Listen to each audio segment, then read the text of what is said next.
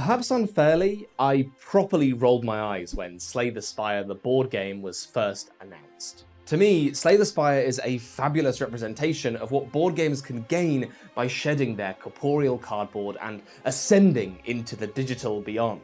Translating table games into digital games and then back into table games seemed to be a self-defeating cycle, taking a card game very much defined by its ability to subvert and exceed the bounds of the medium, and then retethering it to the physical skin it purposefully sheds. To me, it was all just a little counterintuitive. We've got Slay the Spire at home, except kind of the reverse of that meme, right? Because the Slay the Spire that we have at home is Slay the Spire, one of the greatest deck builders ever made. On top of that confusion about the sort of purpose of the game itself, there's a predisposition to understand licensed games as being broadly a bit weak. It's such a well-known trope within the industry that it was one of Quinn's highly contested predictions on our podcast, and it's backed up by some fairly solid patterns as well. Stardew Valley was underbaked and poorly produced. There's a Sea of Thieves board game, apparently. And Bloodborne the board game seems to mostly be a vessel to ship vast quantities of miniatures. Listen, I know it's probably alright, it's probably okay, that game has its shooters, but like every single time I look at that box, I'm like... The perfect example here, though, might be the Divinity Original Sin board game, which I was playing a few months prior to getting my hands on Slay the Spire. It rhymed! It rhymed! It's exceedingly lacking in the exact manner I would have predicted Slay the Spire's board game adaptation would be. Oh, great! I can share the Divinity Original Sin 2 experience with my friends. But I could already do that, online or in local multiplayer. But now I have to do a boatload of additional admin and spend hundreds of pounds for the privilege. But further than just that, I think the game loses so much and compromises so often in order to return a complex, systems-driven role-playing game to the table. You gain tactility, you gain your friends sitting next to you, but in losing the dizzying amount of administrative work done by the computer, you're stripping away the very thing that made computer role-playing games so alluring in the first place. GM-less role-playing with all the tedious stuff removed? Let's just pop all that back in now, shall we? And that's not to mention that you also lose the presence and detail of enemies in favor of these faceless tokens, unless you spring for the miniatures pack, and then... Which is all to say that I was going into Slay the Spire, the board game, with very, very low expectations, in line with what I've come to anticipate from video games redesigned into board games. I was more surprised than anyone to then find myself having a very, very good time. It's a good game! I can confidently say that Slay the Spire, the board game, does great work in translating the video game to the table, without prohibitive administration or downtime. Though, of course, there is a little bit of that. It very faithfully retains the core of the game in a way that makes it instantly recognizable in look, obviously, but also in feel. It is texturally Slay the Spire, even though all the numbers and systems under the hood have had to be totally retuned to make it even possible. And it does this all without much compromise, still maintaining the break the game spirit, still maintaining that achievable yet a little bit daunting mastery curve. And perhaps most importantly, it adds an entirely new cooperative dimension that allows you to play this game with your friends. It's a feat of design made by people who really do know what they're doing. That much is crystal clear. But it is in service of a game that I struggle to find a place for. They did it, but I'm still left asking why, even though it works so well.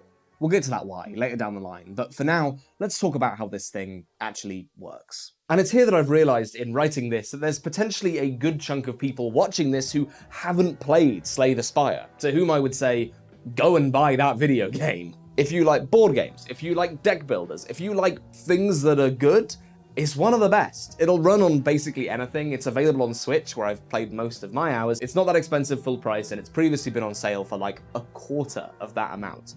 Just get it and play it and come back here. That'll make this video easy to understand, but you'll also now have played one of the greatest deck builders ever made to boot. And I do think that's the smartest thing to do here, because the board game is the same in so many dimensions that it just makes sense to explain what's changed in order to get it to work on the table, rather than explaining the whole game from the ground up. First off, all the integers are way lower to make things easier to parse and process. Rather than doing damage in chunks of 5, 10, 20, 40, you'll do it in more manageable 1s and 2s. This impulse to simplify is struck through the entire box, everything simmered down to amp up its punch. Enemies have clearer intents, relics are often boiled down to a single line of text or iconography, even status effects like weak or vulnerable are simpler and easier to pass and understand. You recognise every single one of these encounters that you're so used to playing in the video game. It's their spirit that's kept alive in as few rules as possible. But, of course, everything now has to contort around the game now being cooperative. Those standard encounters now involve dealing out enemies in rows, each individual player now subject to the bad stuff their particular row has planned for them. But you are able to share around damage and sometimes block to help others clear up their problems. Bosses work similarly, smacking out damage to everyone but counting as being in all rows for the purposes of getting smacked themselves. There's specifics I can get into as far as how they've literally translated things from the video game to the table realm, but practically, it works exactly as you would expect. Very few of the changes made by this adaptation are particularly spiky and severe in their implications. You flip cards within their sleeves to upgrade them, you track health with little red cubes. You collectively decide how you ascend floors, and said floors are randomized with these rune tokens. Your reward cards live in these big chunky decks, and there's unlocks for each character based on how many bosses you beat in a given run. And all the ascendant difficulty is still very much present, giving you an escalating challenge that recontextualizes how you think of each individual mechanic. In the video game, I've made it to Ascension 12, and all of those little nuggets that you learn along the way, they are absolutely transferable to Slay the Spire, the board game, and indeed, you can see people learning those systems in real time as you play this, just like in the video game.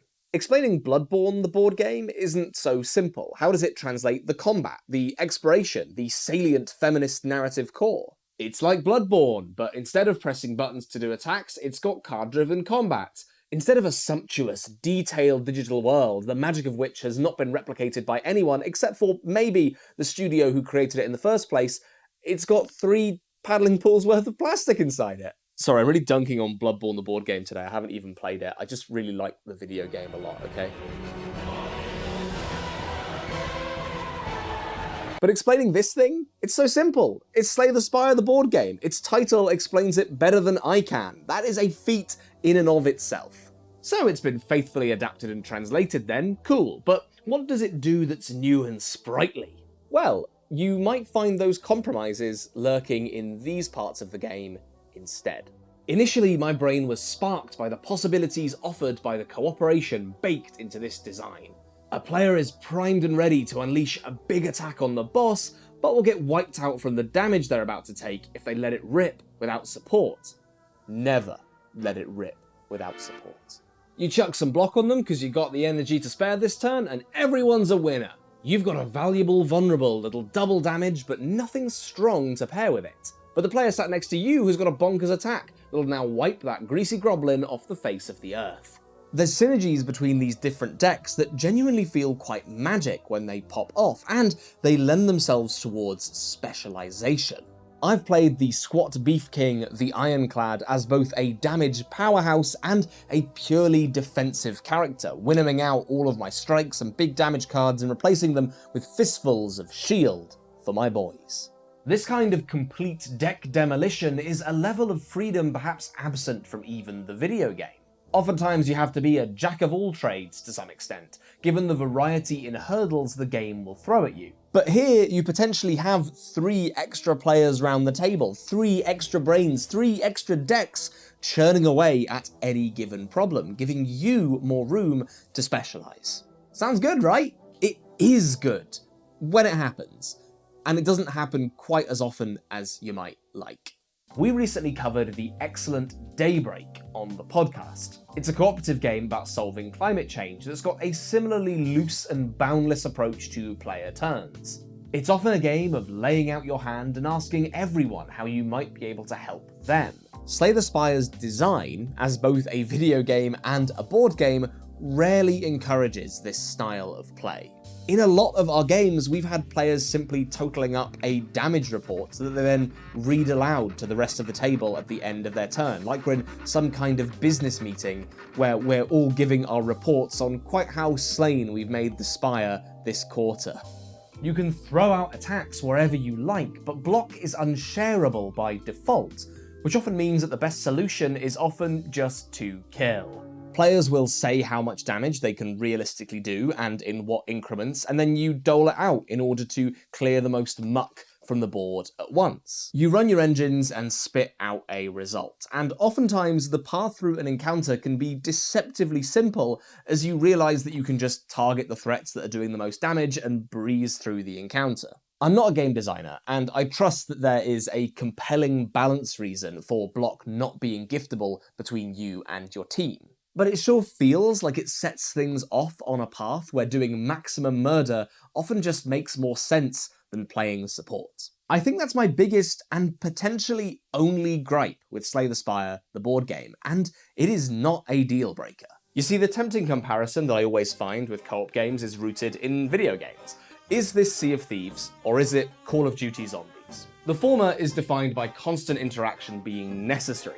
The person steering the ship can't see, so they need someone to direct. They can't control their acceleration, so they need someone to control the sails. Your cannoneer could do lengthy runs back to the barrels to restock, but maybe it just makes more sense to have the person already down in the hold doing repairs help you with those supply runs. It's cohesive, and it feels like actual cooperation is vital to achieve much about anything.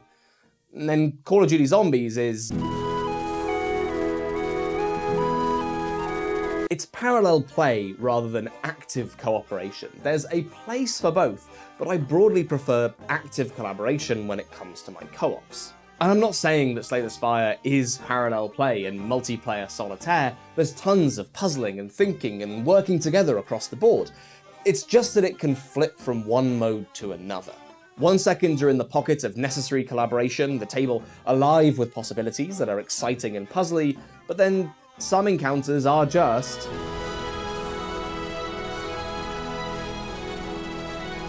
And maybe for some people that is a necessary tension and release, right? You crunch your way through some encounters and breeze through others, an ebb and flow that gives the game a sort of elastic quality. I'm not necessarily smitten with that idea, but it is a feature and not a bug for plenty of people. The thing is, then the admin rears its ugly head.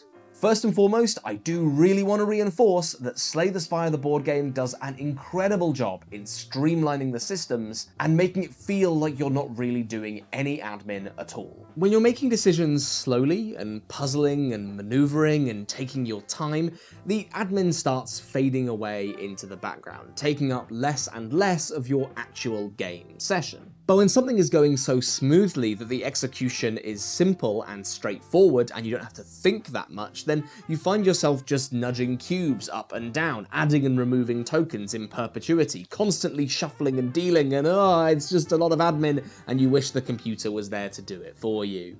I think that it's always there, it's just far more obvious when you're blasting through encounters, and it's for sure smooth in comparison to other games like Frosthaven, for a great example, but it's just not as smooth as the positively slick surface of the video game.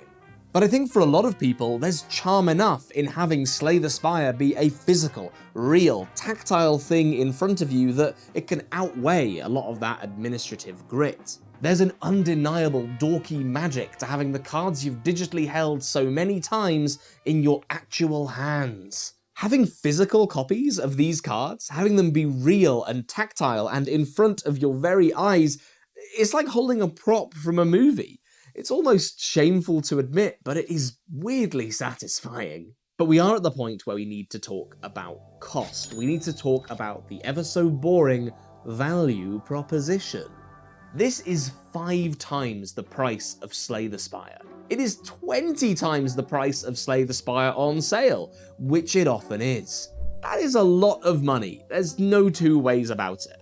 And I want to reinforce that I do think this is a good game, a very good game. I just don't know how it justifies that price point, given how an exceptional version of it already exists digitally. Springing up to purchase this is a decision rooted in how much you value two things: tactility and cooperation. It's a really glib and boring way to end the review here, but if you think you will like this game, you probably will like this game. It will deliver exactly what you expect. It's a cooperative, physical version of Slay the Spire. It is an immensely faithful adaptation whose only changes are necessary and intuitive. It'll gladly fill the slot of your weekly campaign game. This is a box with sufficient reams of content that you will always see something just a little bit new, or always glean something a little bit exciting that you hadn't seen before. I could very much imagine a dedicated group getting stuck in with playing each Ascension level back to back to back, hitting that exceptional knowledge curve and road to mastery that Slay the Spire, both the video game and the board game, do so well. But I think ultimately what I'm trying to say with this review is that whilst I really admire this board game adaptation, whilst I think it's very good, I don't personally have a place for it. I adore Slay the Spire. I have played hundreds and hundreds and hundreds of hours of that game. I think it is just fantastic. And after 5 or 6 plays of Slay the Spire the board game, I was quite content returning to it, using the slot that I was filling this game with in my weekly board game sessions to just play other games that I can't get the fix for outside of the table. Does that make sense? I feel like that makes sense. Your mileage may absolutely vary. I can only speak from the experience of my group, who I played this with, who collectively have like 750 hours in Slay the Spire, and also who regularly engage in a somewhat strange practice. Me and my flatmates boot up a run of Slay the Spire on the big TV, and we cooperate our way through it. We chip in and we make decisions together. We question and we roast each other's play. We build a character together. We play Slay the Spire, the video game, like a cooperative game already. And I think it's a cracking way to play the game, just as valid and engaging as the solo experience.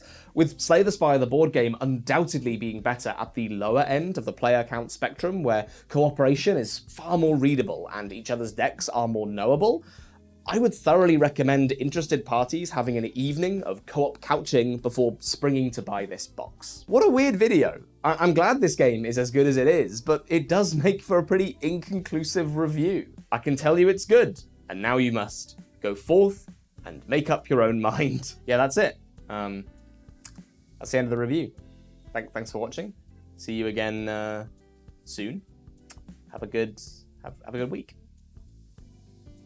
Bye. See ya.